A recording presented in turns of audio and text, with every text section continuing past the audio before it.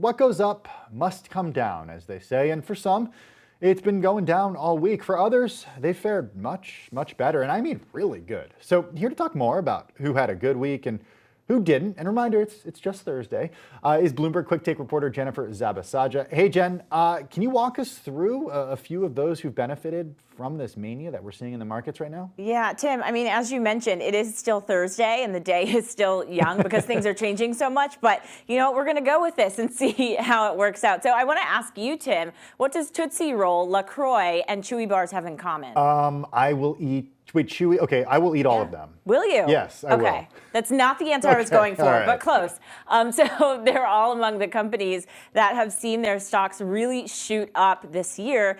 And as a result, as you mentioned, we've seen a lot of wealthy people get even wealthier as a result of this mania that we've seen this week. So just to walk you through a few of those, for starters, Chinese billionaire Wang Junlin, his wealth surged by $773 million because of his stake in AMC. Of course, we've seen AMC shares go up. Also, Chewy bars. I mentioned to you Chewy. Chewy's co-founder Ryan Cohen added $1.8 billion to his fortune because of his stake in GameStop. I mean, that's significant. And also, back to the Tootsie Roll. I've never wanted Tootsie Rolls so much as I have today because I've been talking about it and reading about it so much. We saw it get sweeter for the co-founder of Tootsie Roll. The CEO, Ellen Gordon, her fortune rose by $185 million as a result of the mania that we've seen this week. And just finally, as you can see there, National Beverage Corporation, which makes LaCroix, the founder there saw his net worth climb to, his name is Nick Caparella. His net worth jumped 1.8 billion, Tim, to 6.8 billion, just because of some of this madness. So a sweet week for some, not so much for others. But Jen, the week is young, as you said, and the day is still young. Okay, so I don't want to use the term losers. Let's say laggards, perhaps. So those who haven't done so well.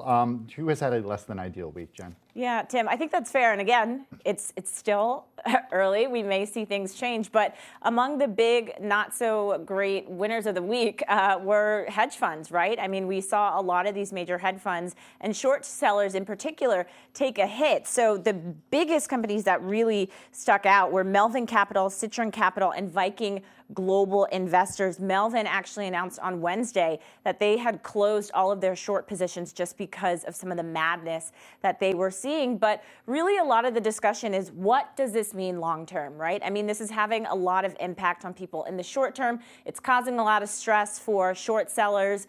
It's creating a lot of volatility in the market, of course. But what does it mean going long term? What does it mean about some of the issues, the systemic issues that exist within the markets right now and within some of these hedge funds?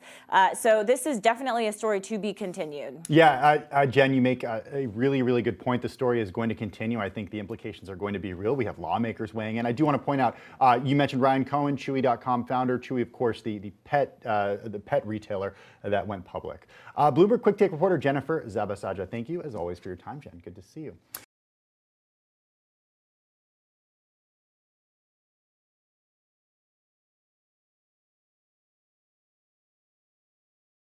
The biggest stories the moment they happen from around the globe. Subscribe to Bloomberg Quick Take now for insight in an instant.